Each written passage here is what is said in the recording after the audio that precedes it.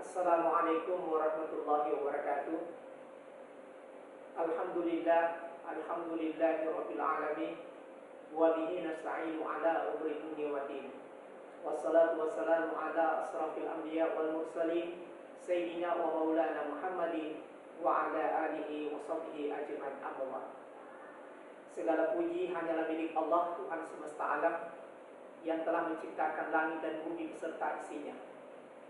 Salawat serta salam tak lupa pula kita haturkan kepada junjungan kita Nabi besar Muhammad SAW. Beliau adalah tokoh reformis sekaligus tokoh pembaharuan yang berhasil merubah sebuah peradaban minal zulumati ila nur, yaitu Rasulullah SAW. Video ini saya buat untuk mengikuti sertifikasi dosen gelombang kedua tahun 2023. Perkenalkan, nama saya Abdul Arif, SPDI MSI, lulusan Universitas Islam Indonesia Yogyakarta tahun 2025. Saya adalah salah satu dosen tetap di Universitas Kaltara yang mengampu mata kuliah agama Islam di lintas fakultas, baik Fakultas MIPA, Fakultas Ekonomi, Fakultas Sospol, Fakultas Pertanian, dan Fakultas Teknik. Dalam pembelajaran ini saya menggunakan aplikasi PowerPoint dan WhatsApp yang tujuannya untuk memberikan kemudahan kepada mahasiswa sekaligus dosen itu sendiri dalam berkomunikasi, yang tujuannya adalah memberikan kontribusi kepada mahasiswa sekaligus motivasi kepada mahasiswa untuk mengikuti perkuliahan ini sehingga mencapai target yang terbaik dan sekaligus mendapatkan nilai yang terbaik. Dan ini harapan kami dalam perkuliahan ini. Demikian yang kami sampaikan dalam perkenalan ini. Kurang lebihnya saya mohon maaf. Assalamualaikum warahmatullahi wabarakatuh. Assalamualaikum warahmatullahi wabarakatuh. Waalaikumsalam warahmatullahi wabarakatuh. Alhamdulillahirabbil alamin wa bihi nasta'inu ala umuri dunya waddin. Salatu wassalamu ala asyrafil anbiya wal mursalin sayyidina wa maulana Muhammadin wa ala alihi wa sahbihi ajmain. Amma ba'd. Segala puji hanyalah milik Allah, Tuhan semesta alam, yang telah menciptakan langit dan bumi beserta isinya. Salawat serta salam tak lupa pula kita haturkan kepada junjungan kita Nabi besar Muhammad SAW beserta keluarganya, para sahabatnya, para pengikutnya hingga yaumil kiamat nanti. Amin ya rabbal alamin. Beliau adalah tokoh reformis sekaligus tokoh pembaharuan yang berhasil merubah sebuah peradaban minaz zulumati ila nur. Apa kabar anak sekalian hari ini? Alhamdulillah, luar biasa. Allahu Akbar. Hari ini kita berbicara di pertemuan keempat, di mana di pertemuan keempat ini kita akan membahas tentang judul Iman, Islam, dan Ihsan. Namun sebelum kita membahas tentang materi ini, alangkah baiknya Bapak menyampaikan dulu seputar capaian pembelajaran. Ya, capaian pembelajaran yaitu yang pertama, bertakwa kepada Tuhan Yang Maha Esa dan mampu menunjukkan sikap toleransi. Yang kedua, menjunjung tinggi nilai kemanusiaan dalam menjalankan tugas dan kecerdasan agama, moral, dan etika. Sedangkan capaian pembelajaran mata kuliah yaitu satu, mahasiswa mampu menjelaskan dan menganalisa materi pendidikan agama Islam serta menerapkan ajaran Islam sebagai sumber nilai pengembangan profesi dan kepribadian. Dua, mampu menguasai dan mendistribusikan mengenai ajaran Islam. Sedangkan capaian pembelajaran mata kuliah pada hari ini yaitu mampu menjelaskan peran agama sebagai alat untuk meraih kebahagiaan di dunia dan akhirat. Jadi ini bagian daripada rambu-rambu yang akan kita capai pada perkuliahan pada hari ini. Artinya secara garis besarnya inilah yang akan kita bahas dan ini akan kita capai di dalam pertemuan keempat ini. Asrafil anbiya wal mursalin sayyidina wa maulana Muhammadin wa ala alihi wa sahbihi ajmain. Amma ba'd. Segala puji hanyalah milik Allah, Tuhan semesta alam, yang telah menciptakan langit dan bumi beserta isinya. Salawat serta salam tak lupa pula kita haturkan kepada junjungan kita Nabi besar Muhammad SAW beserta keluarganya, para sahabatnya, para pengikutnya hingga yaumil kiamah nanti. Amin ya rabbal alamin. Beliau adalah tokoh reformis sekaligus tokoh pembaharuan yang berhasil merubah sebuah peradaban minaz zulumati ilan nur. Apa kabar anak sekalian hari ini? Alhamdulillah, luar biasa. Allahu Akbar. Hari ini kita berbicara di pertemuan keempat, di mana di pertemuan keempat ini kita akan membahas tentang judul iman, Islam dan ihsan. Namun sebelum kita membahas tentang materi ini, alangkah baiknya Bapak menyampaikan dulu seputar capaian pembelajaran. Ya, capaian pembelajaran yaitu yang pertama bertakwa kepada Tuhan yang Maha Esa dan mampu menunjukkan sikap toleransi. Yang kedua, menjunjung tinggi nilai kemanusiaan dalam menjalankan tugas dan kecerdasan agama, moral dan etika. Sedangkan capaian pembelajaran mata kuliah yaitu satu, mahasiswa mampu menjelaskan dan menganalisa materi pendidikan agama Islam serta menerapkan ajaran Islam sebagai sumber nilai pengembangan profesi dan kepribadian. Dua, mampu menguasai dan mendistribusikan mengenai ajaran Islam. Sedangkan capaian pembelajaran mata kuliah pada hari ini yaitu mampu menjelaskan peran agama sebagai alat untuk meraih kebahagiaan di dunia dan akhirat. Jadi ini bagian daripada rambu-rambu yang akan kita capai pada perkuliahan pada hari ini. Artinya secara garis besarnya inilah yang akan kita bahas dan ini akan kita capai di dalam pertemuan keempat ini. Nah, oleh karena itu sekalian,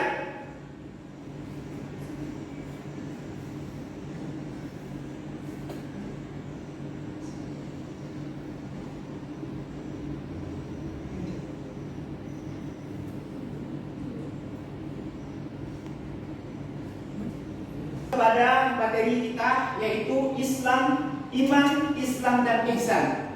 Yang pertama, ketika kita berbicara tentang iman, berarti kita berbicara tentang kepercayaan. Di dalam slide ini digambarkan bahwa iman secara bahasa adalah kepercayaan dan secara istilah adalah suatu keadaan yang didasarkan pada keyakinan dengan mencakup segi-segi perkataan dan perbuatan. Sedangkan menurut iman secara syariat adalah membenarkan dan menegakkan secara sempurna akan wujud dari kebenaran Allah Subhanahu wa taala dan rububiyah, uluhiyah serta mengakui atau mengimani nama-nama dan sifat Allah Subhanahu wa taala. Jadi, ketika kita berbicara tentang iman, berarti secara bahasa berarti berbicara tentang kepercayaan. Apa sih kepercayaan itu? Adalah sesuatu yang melekat di dalam diri manusia yang tidak bisa digoyahkan. Sehingga kepercayaan yang kita yakini selama ini bukan hanya sekedar kita ucapkan dengan lisan, tapi sesuatu yang harus ditanamkan dalam hati kemudian diamalkan dengan perbuatan. Maka inilah iman yang sempurna. Bagaimana orang mengaku sebagai seorang muslim, bagaimana seorang mengaku seorang orang yang beriman, sementara hanya diucapkan dengan lisan tapi tidak dipraktekkan dalam kehidupan ini. Oleh karena itu, aplikasi dari sebuah keimanan itu adalah tidak hanya sekedar kita ucapkan dengan lisan, tapi harus ditanamkan dalam hati, kemudian diamalkan dengan perbuatan. Maka itulah iman yang sempurna. Nah, iman itu terbagi isi di dalam iman itu ada 3 proses. Yang pertama yaitu meyakini dengan hati. Apa sih bagaimana hati ini? Karena hati itu bisa mengontrol dari segala-galanya. Iman itu bisa mengalami yang namanya pasang surut. Kalau lagi iman seseorang itu lagi baik, maka iman akan meningkat. Tapi ketika iman seseorang lagi lemah, maka itu turun. Maka intinya hati itu adalah bentuk daripada kontrol. Kemudian yang kedua, tentu mengucapkan dengan lisan. Lisan ini adalah sesuatu merupakan persaksian. Maka ketika kita mengaku seorang yang beriman, maka syahadat itu harus kita lakukan. Salah satunya, ya, ketika kita mengatakan asyhadu an la ilaha illallah wa asyhadu anna muhammadar rasulullah. Jadi pada saat kita itu bersaksi bahwa tiada Tuhan selain Allah dan kita bersaksi bahwa Nabi Muhammad adalah utusan Allah. Nah, kemudian bagaimana mengamalkan dengan perbuatan? Jadi perbuatan itu tidak hanya kita ucapkan hanya dengan lisan, tapi bagaimana kita mengaplikasikan dalam kehidupan kita. Orang mengaku beriman, tapi kalau dia tidak sholat, maka tidak sempurna iman seseorang itu. Kalau dia mengaku beriman kepada Allah tapi tidak menjalankan perintah Allah, maka batal semua iman itu. Oleh karena itu, iman yang sebenarnya adalah tidak hanya kita ucapkan dengan lisan, tapi ditanamkan dalam hati, kemudian diamalkan dengan perbuatan. Nah, dari definisi iman berdasarkan hadis merupakan tambahan hati yang diucapkan dan dilakukan, yang merupakan suatu kesatuan prinsip dasar dari segala isi ucapan dan perbuatan. Sama dalam saat keyakinan, maka orang yang beriman disebut dengan orang yang jujur, yang memiliki prinsip dan juga pandangan dan sikap yang hidup. Artinya, iman itu mengajarkan kita tentang kejujuran. Satu contoh, ketika manusia melaksanakan sholat, maka sholat itu adalah mengajarkan kita tentang kejujuran. Coba bayangkan sekalian, kalau kita sholat subuh, kalau kita sholat isya, kalau kita sholat maghrib, sholat duhur, sholat asar, yang kalau kita laksanakan, pernah nggak kita berbohong kepada Allah? Contoh, sholat subuh, pernah nggak kita melaksanakan sholat subuh itu 1 rakaat? Kan tidak. Kenapa? Karena kita yakin bahwa Allah yang mengawasi kita. Maka dengan sholat itu mengajarkan kita kejujuran. Begitupun kalau kita sholat duhur dan asar 4 rakaat, masing-masing 4 rakaat, maka pernahkah di antara kita berusaha untuk mengurangi, berusaha untuk mencurangi Allah? Maka tidak pernah jawabannya. Kenapa? Karena kita tahu bahwa Allah itu dalam pengawasan kita, kemudian diawasi oleh 2 malaikat. Maka inilah keyakinan yang tidak bisa goyahkan terhadap keyakinan kita yang dimaksudkan dengan iman, artinya mengajarkan kita tentang kebaikan. Nah, apa saja sih menjadi rukun daripada iman itu? Yang pertama yang tidak asing dalam diri kita bahwa seorang muslim itu harus percaya kepada Allah Subhanahu wa taala. Kenapa kita harus percaya kepada Allah Subhanahu wa taala? Karena Allah Subhanahu wa taala adalah merupakan salah satu zat yang esa. Artinya Allah itu tidak diperanakan dan juga tidak beranak. Artinya ini menunjukkan bahwa Allah itu esa. Tiada Tuhan yang disembah selain Allah Subhanahu wa taala. Kemudian yang kedua, dasar iman adalah iman kepada malaikat. Karena di antara ciptaan Allah Subhanahu wa taala, meskipun kita manusia dikatakan paling sempurna, tapi kenapa kita harus percaya kepada malaikat? Karena di antara ciptaan Allah, malaikat itu adalah juga bagian daripada ciptaan Allah Subhanahu wa taala yang harus kita yakini. Karena malaikat itu mendapatkan pesan spesial dari Allah Subhanahu wa taala, ya, untuk memberikan bimbingan kepada Nabi Muhammad SAW, kemudian disampaikan kepada umatnya. Tentu yang ketiga, yaitu iman kepada kitab-kitab Allah. Islam itu tidak hanya diucapkan dengan kalimat kata-kata bahwa kita adalah Islam, tetapi harus kita punya rujukan, yaitu kitab-kitab Allah Subhanahu wa taala. Bagaimana mungkin kita mengaku muslim hari ini? Bagaimana mungkin kita mengaku beriman kepada Allah Subhanahu wa taala sementara kitab kita sendiri kita tidak meyakini? Padahal dalam Al-Quran sudah mengatakan, "Dzalikal kitabul la raiba fihi hudan lil muttaqin," bahwa kitab ini tidak ada keraguan-keraguan di dalamnya bagi orang yang beriman sekaligus bertakwa kepada Allah Subhanahu wa taala.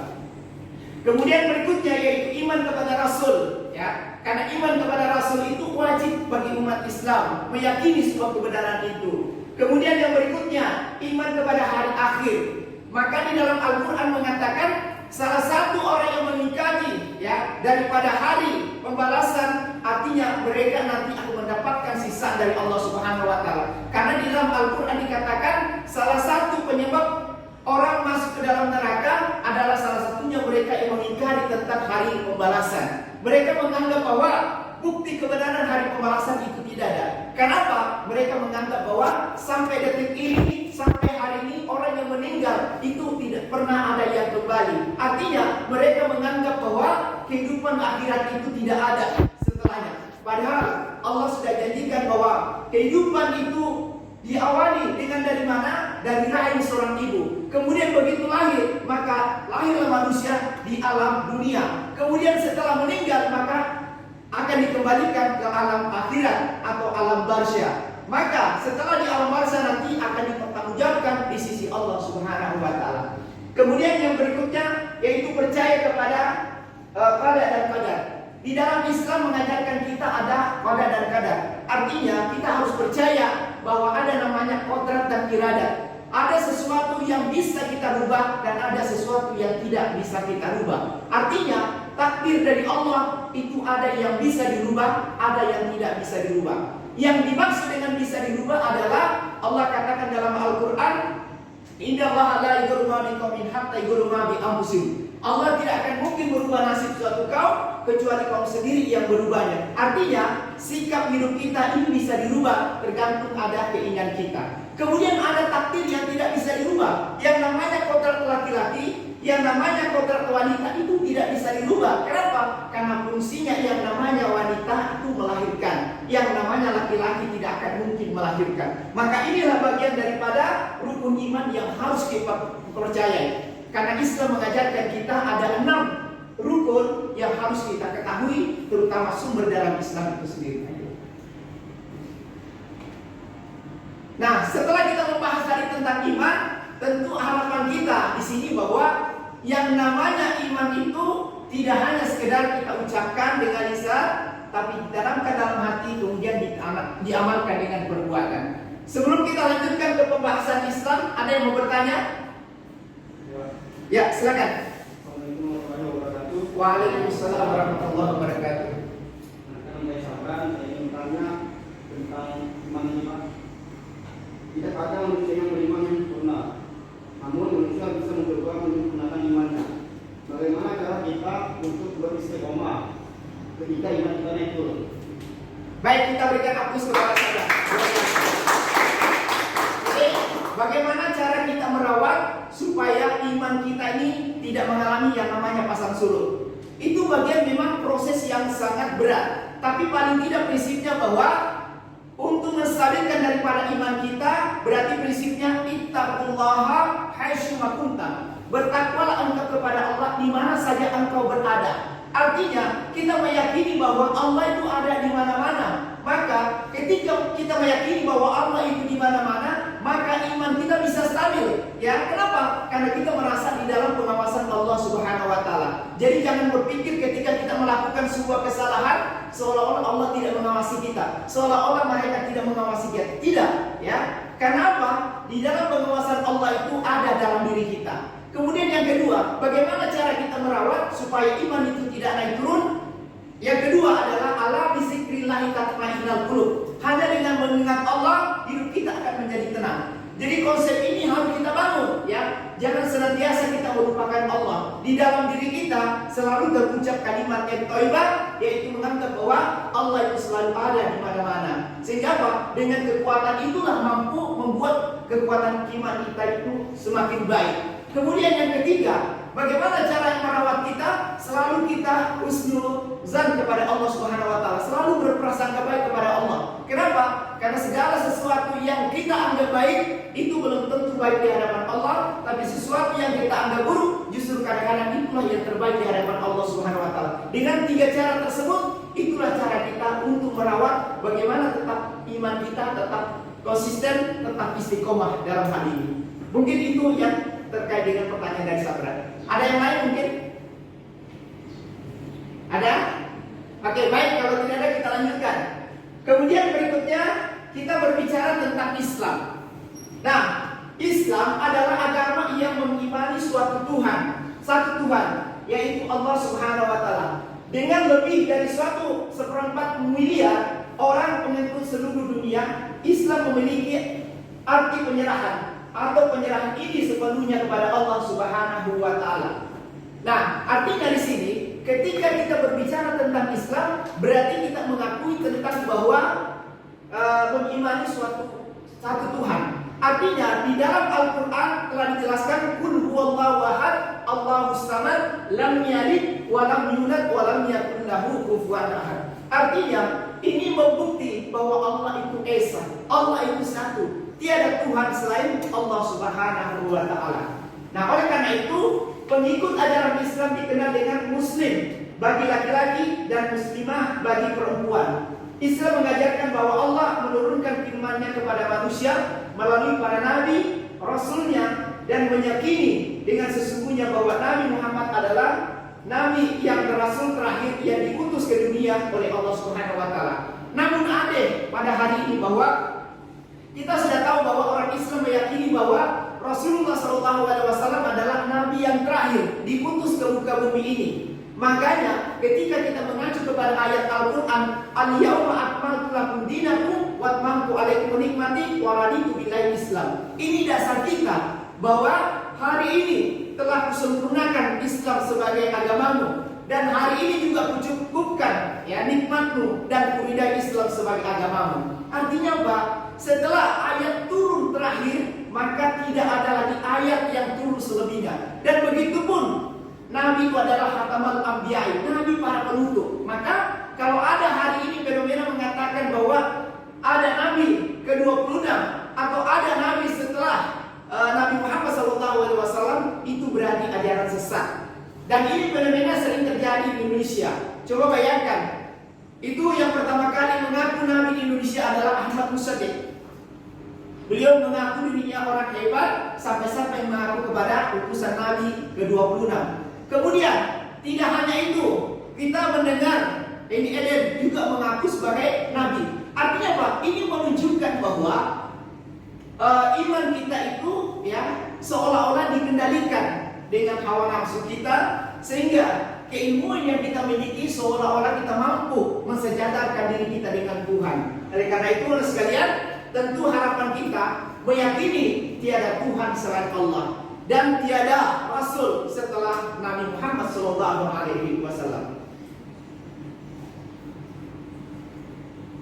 Nah, rukun Islam.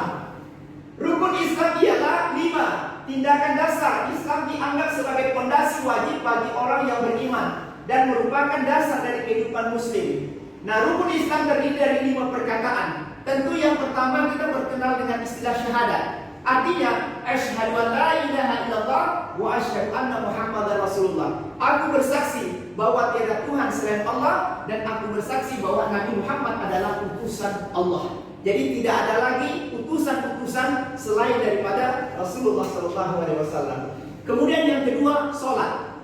Nah, sholat ini adalah kewajiban yang paling utama. Artinya hukumnya fardu ain. Secara hukum fikih menjelaskan bahwa yang namanya sholat adalah hukumnya fardu ain. Artinya ketika dikerjakan dapat pahala, dan ketika kita tinggalkan berarti kita termasuk orang-orang yang berdosa. Kemudian yang ketiga, zakat. Nah, antara sholat dan zakat ini ada di dalam ayat itu selalu satu paket. Contoh, aqimus sholat wa atuz zakat. Artinya dirikanlah sholat, kemudian tunaikanlah zakat. Kemudian yang keempat adalah puasa.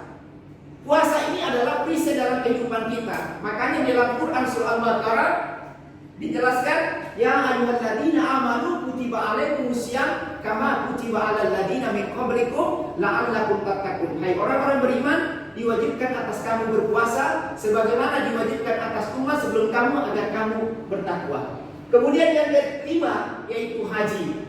Haji ini adalah diwajibkan bagi mereka yang mampu. Mampu dalam hal kategori bukan hanya sekedar punya harta, tetapi secara fisik, secara non fisik itu mampu segala-galanya. Maka hari ini kalau kita berbicara mampu itu adalah ukurannya uang, maka banyak sekali orang yang kaya, banyak sekali orang punya uang. Tapi persoalannya kenapa tidak melaksanakan haji? Karena ini adalah berbicara tentang panggilan Allah Subhanahu wa Ta'ala. Jadi yang namanya panggilan Allah sesuatu pilihan buat Allah, sehingga tidak mengenal siapa saja, apa orang kaya, apa orang miskin. Ketika Allah sudah ada panggilan, maka ada saja jalannya. Maka pada prinsipnya dalam kehidupan kita ini selalu mensyukuri nikmat Allah yang diberikan. Karena Allah menegaskan kepada kita, la in syakartum la azidannakum wa la in kafartum inna azabi lasyadid.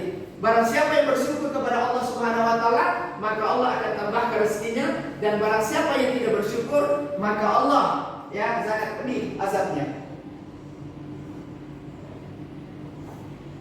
Nah, berbicara tentang sejarah Islam, ya. Jadi kalau kita berbicara tentang sejarah Islam, tentu Islam bermula pada tahun 611 ketika wahyu pertama diturunkan kepada Nabi Muhammad SAW. Abdullah di Gua Hira. Nabi Muhammad dilahirkan di Mekah pada 12 Rabiul Awal tahun Gajah 517 Masehi. Ia dilahirkan di tengah suku Quraisy dan di zaman jahiliyah dalam kehidupan suku pada pasir yang suka berperang dan suka menyembah berhala. Jadi ketika Nabi Muhammad SAW pada saat itu menerima wahyu pertama, yaitu ketika beliau berada di Gua Hira, di mana ayat Al-Quran yang turun pertama kali adalah Iqra ayat 1 sampai 5. Di situ menjelaskan bahwa Iqra, bacalah. Ya. Artinya ayat yang pertama turun di muka bumi ini mengajarkan kepada manusia adalah membaca. Maka kalau umat Islam mau hebat, kalau Indonesia mau hebat, tentunya diawali dengan cara membaca. Jadi kalau umat Islam saja, orang-orang Indonesia saja malas membaca, bagaimana mungkin akan mengetahui informasi yang begitu banyak?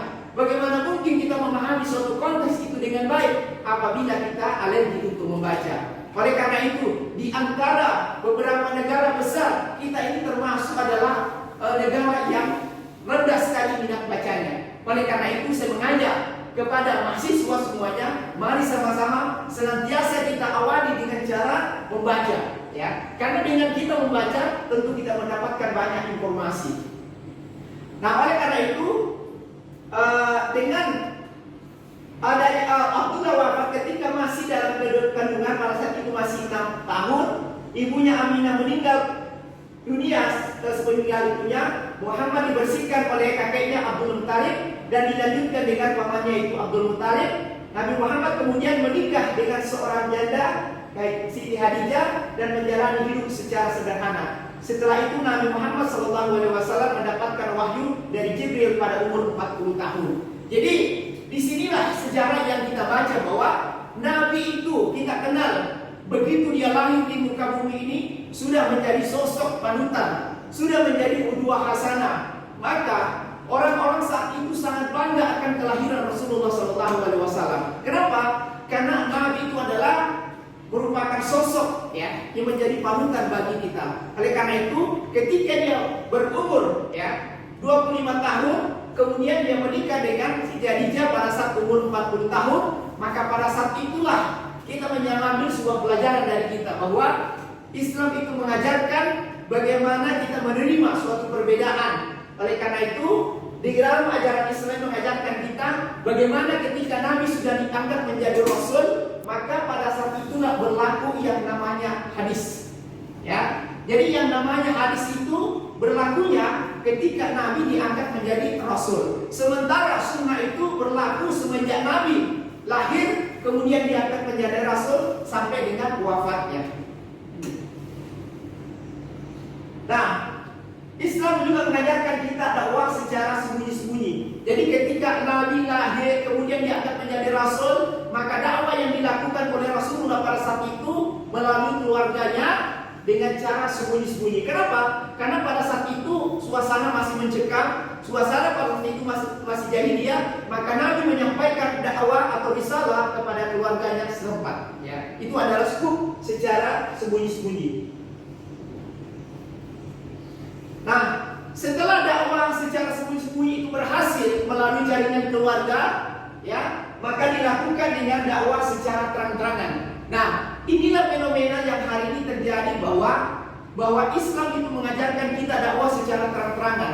Jadi tidak ada lagi dakwah yang sifatnya eksklusif pada hari ini, ya. Dakwah itu sifatnya sudah harus terbuka. Oleh karena itu kepada mahasiswa jangan pernah melakukan, ya, pengajian yang sifatnya eksklusif atau tertutup. Saya takutkan nanti itu ada semacam tendensi-tendensi yang mencoba mencuci otak kita, mempengaruhi otak-otak kita, sehingga kita merasa kita yang paling benar, ya. Semuanya dianggap salah dan kita dianggap semuanya surga sendirian, seperti itu.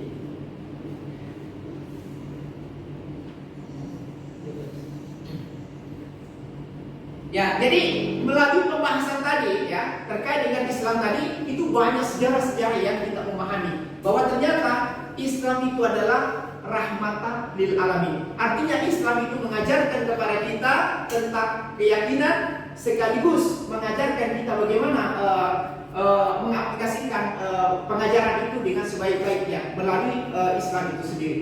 Baik, sampai di sini ada pertanyaan? Silakan. Ya, silakan Dani. Saya ingin bertanya, dalam surah Al-Imran ayat 19, sesungguhnya agama yang diridhai di sisi Allah hanyalah Islam. Pertanyaannya, bagaimana dengan agama yang lain? apakah dia mendapatkan hidup dan keselamatan di akhirat? Oke, kita berikan aplaus kepada mereka. Baik, pertanyaan yang luar biasa. Islam adalah agama yang diridhoi oleh Allah Subhanahu wa taala. Kemudian bagaimana dengan umat yang lain? Apakah juga mendapatkan ridho?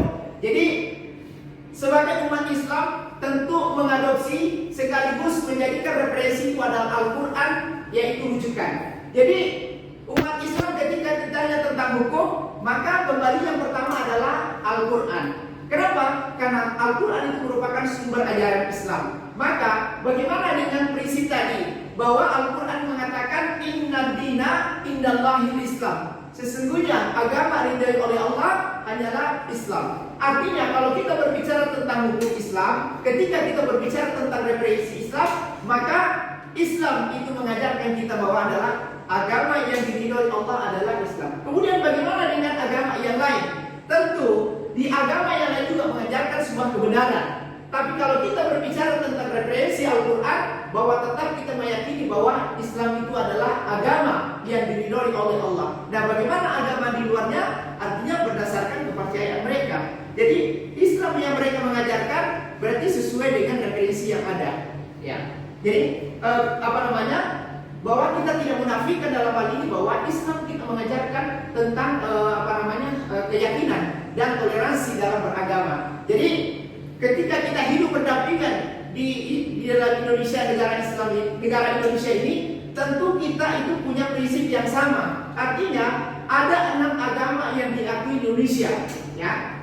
Tetapi itu dikembalikan lagi berdasarkan pasal 29 ayat 2. Negara menjamin kemerdekaan kepada setiap pemeluk agama untuk memeluk agama berdasarkan keyakinan masing-masing. Artinya agama itu mengatur tentang keyakinan mereka. Jadi kalau prinsip Islam tetap kita ini adalah agama yang terbaik.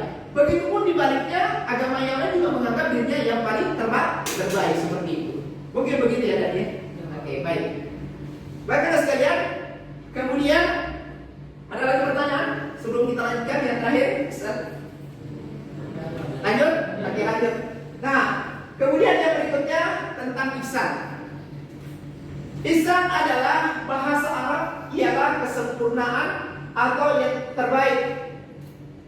Ihsan adalah seorang yang menyembah Allah seolah-olah dia melihatnya dan tidak mampu untuk membayangkan melihatnya. Maka orang tersebut membayangkan bahwa sesungguhnya Allah melihat perbuatannya. Jadi ihsan ini adalah sesuatu perbuatan yang kita sadari bahwa kita ada kedekatan, ya, dengan Allah Subhanahu wa taala. Kenapa? Ketika Allah bertanya kepada Rasulullah, "Ya Rasulullah, ketika ada umatku yang mempertanyakan tentang diriku, maka Allah katakan aku sangat dekat dengannya." Artinya, orang-orang yang memiliki sifat ihsan, orang yang sudah meyakini keyakinan Islam ini adalah seolah-olah ketika dia beribadah kepada Allah, seolah-olah dia melihat Allah. Walaupun dia tidak melihat langsung secara Allah, tapi cukuplah Allah yang melihatnya. Nah, kemudian ihsan dalam beribadah kepada Allah Subhanahu wa taala. Nah, salah satunya adalah bagaimana ihsan itu dalam beribadah kepada Allah Subhanahu wa taala. Ini tadi saya jelaskan tadi. Yang pertama yaitu kamu beribadah kepada Allah seakan-akan kamu melihatnya.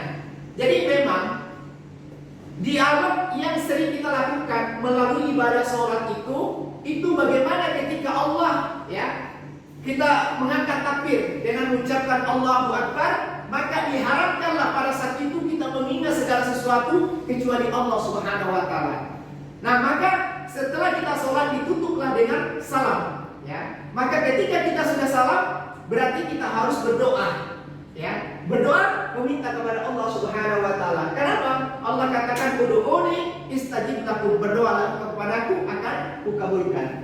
Kemudian yang berikutnya, jika kamu tidak mampu beribadah seakan kamu melihatnya, maka sesungguhnya dia melihatmu. Jadi konsep ini mengatakan bahwa ketika kita sudah khusyuk dalam ibadah sholat kita, ya, artinya kita ada kedekatan dengan Allah, kita ada emosional dengan Allah Subhanahu wa taala, maka kalau kita tidak melihat langsung secara langsung, paling tidak Allah yang melihat kita, Allah yang mengawasi kita. maka segala bentuk tindakan apapun yang kita lakukan itu dalam bentuk pengawasan Allah Subhanahu wa taala. Kemudian yang paling terakhir anak sekalian, yaitu yang kedua, ihsan kepada makhluk ciptaan Allah Subhanahu wa taala. Artinya harta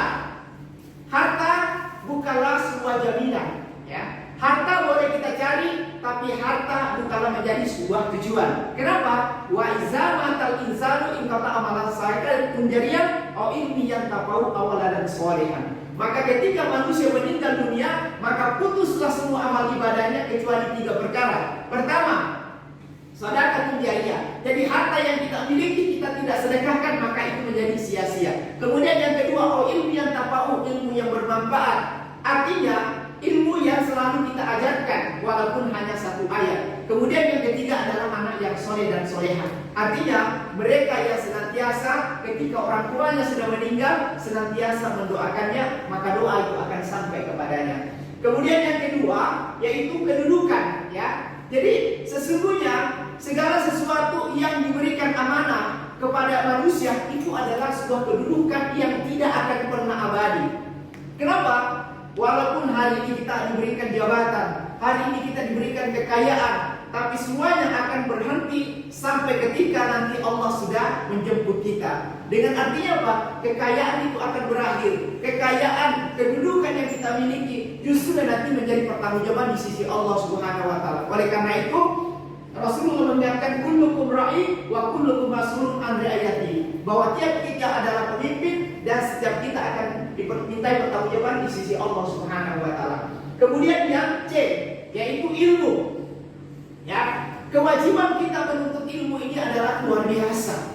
Sampai-sampai Rasulullah mengatakan utlubul ilmi walau bisin. Ya, artinya ini istilah-istilah yang sering kita gunakan bahwa ternyata kewajiban kita menuntut ilmu luar biasa. Artinya dari buaya sampai liang lahat. Kemudian yang paling terakhir adalah badan. Jiwa dan raga kita ini adalah segala-galanya. Jadi dalam kesatuan dalam hidup kita ini selalu terarah yang namanya sifat anggota tubuh kita. Maka ketika Islam itu dibangun dari sebuah persaudaraan, maka badan itu adalah bagian. Maka sebagai orang beriman, apabila kita sakit, maka sakitlah semuanya. Dan kita bagaimana kita punya kepekaan terhadap kita sesama. Oleh karena itu sekalian, melalui pembahasan ihsan ini tentu kita mengambil sikap, ya, bagaimana kita memahami Allah dari konteks keimanan, bagaimana kita memahami Allah dalam konteks kehidupan kita, sehingga apa? Ibadah-ibadah apapun yang kita lakukan tentu mengarah kepada suatu kewajiban yang harus di dalam pengawasan Allah Subhanahu wa taala. Baik, mungkin penjelasan terkait dengan ihsan ini. Baik, ada yang mau bertanya? Saya, Pak. Ya, silakan ya. Dalam surat An-Nisa ayat 36 yang artinya, dan sembahlah Allah dan janganlah kamu mempersekutukannya dengan sesuatu apapun, dan berbuat baiklah kepada anak-anak yatim, orang-orang miskin, tetangga dekat dan tetangga jauh, teman sejawat, ibnu sabil dan hamba sahaya yang memiliki. Sungguh Allah tidak menyukai orang yang sombong dan membanggakan dirinya. Bagaimana ihsan dapat mempengaruhi hubungan antara individu dengan Tuhan dan sesama manusia, Pak? Ya. Baik, di dalam Quran surah An-Nisa ayat 36 itu menjelaskan wa'budullahi wa la tusyriku bihi syai'an wa bil walidayni ihsana wa bisil qurba wal yatama wal masakin wal jari junubi wa sahibil jambi wa ibnu sabil wa ma malakat aymanukum innallaha kana fahura. Artinya, sembahlah Allah dan janganlah engkau mempersekutukannya dengan sesuatu apapun, dan berbuat baiklah kepada sesama orang tuamu, ya. Sesungguhnya Allah tidak menyukai orang-orang yang sombong. Al-ayat. Artinya apa? Ayat ini mengajarkan kepada kita bahwa bagaimana, ya, kita menyembah kepada Allah. Artinya tidak ada Tuhan yang harus kita sembah selain Allah Subhanahu wa taala. Dan berbuat baiklah kepada kedua orang tuamu, artinya orang tua yang telah melahirkan kita, kemudian membesarkan kita, kemudian memberikan pengetahuan kepada kita. Nah, kemudian bagaimana kita membangun ihsan dalam kehidupan, ya, kepada kerabat, kemudian keluarga dan sebagainya. Tentu ada namanya dua istilah, hablum minallah, kemudian ada namanya hablum minannas. Artinya bagaimana hubungan kita baik kepada Allah dan bagaimana hubungan kita kepada manusia. Nah, bagaimana cara membangun hubungan kita dengan baik? Tentu dengan prinsip-prinsip, ya, toleransi, ya. kalau kita di dalam Indonesia ini harus membangun yang namanya toleransi, artinya bisa saling menghargai. Kita hindarkan namanya intoleransi. Meskipun kita tahu bahwa di dalam kehidupan kita kita tidak mengenal istilah mayoritas apalagi minoritas. Nah, kekuatan dalam Islam itu dibangun dengan kerjasama, kebersamaan. Sehingga Islam yang kita rasakan hari ini adalah meskipun hubungan kita baik kepada Allah, tetapi ketika hubungan kita ini tidak baik kepada manusia, maka juga akan menjadi sia-sia. Kenapa? Allah kata, hadis Rasulullah SAW menjelaskan, la yadkhuluna jannata man kana biqalbi aw mithqala dzarrah. Jadi Allah tidak akan mungkin memasukkan kepada manusia ke dalam surga apabila di dalam dirinya masih menyimpan dendam meskipun hanya sebesar biji zarah. Artinya, bagaimana hubungan ini manusia dengan baik harus tercipta dengan kerjasama yang baik, harus saling bisa saling menghargai. Seperti itu jawabannya. Ya, biasa. Baik, yang lain mungkin ada pertanyaan, ya. Karena ini adalah materi penutup, maka silakan kalau ada lagi yang mau bertanya. Silakan, masih ada? Saya lagi, Pak. Ya, silakan. Mengapa Islam, iman, dan Islam itu menjadi persyaratan dalam membentuk insan kami, Pak? Ya, jadi iman, Islam dan Ihsan, kenapa itu menjadi persyaratan? Ya, karena yang namanya insan kamil itu adalah menjadi insan yang sempurna. Jadi kalau ibaratkan kita hanya mengaku beriman, ya, kita mengaku Islam tapi tidak beriman, tidak berihsan, maka tidak sempurna itu. Karena tiga bahasa ini harus sejalan, ya. Ibaratkan satu titik mata uang yang tidak bisa dipisahkan antara nilai dan nominal. Artinya begitu pun dalam kehidupan kita beragama, ya. Kita tidak hanya cukup hanya sekedar kita ucapkan bahwa kita ini Islam, tapi bagaimana kita membenarkan Islam itu dengan benar dan bagaimana kita mengamalkan. Artinya antara ucapan, kemudian keyakinan, kemudian mampu kita aplikasikan dalam kehidupan sehingga terbentuklah yang namanya insanul kamil atau insan yang sempurna, seperti itu. Ya, luar biasa. Kita berikan aplaus sebagai kita. Alhamdulillah, karena mungkin sudah tidak ada lagi pertanyaan, maka saya mengharapkan mudah-mudahan minggu depan kita akan bertemu lagi dengan materi yang berbeda. Tentu harapan saya motivasi perkuliahan kita tetap harus kita kembangkan sehingga ini menjadi sebuah pembelajaran buat kita semuanya, sekaligus kita mampu mengaplikasikan dalam bentuk kehidupan kita. Saya akhiri pada pertemuan kali ini, mudah-mudahan ada manfaatnya. Kurang lebihnya saya mohon maaf. Billahi taufiq wal hidayah. Wassalamualaikum warahmatullahi wabarakatuh. Waalaikumsalam warahmatullahi wabarakatuh.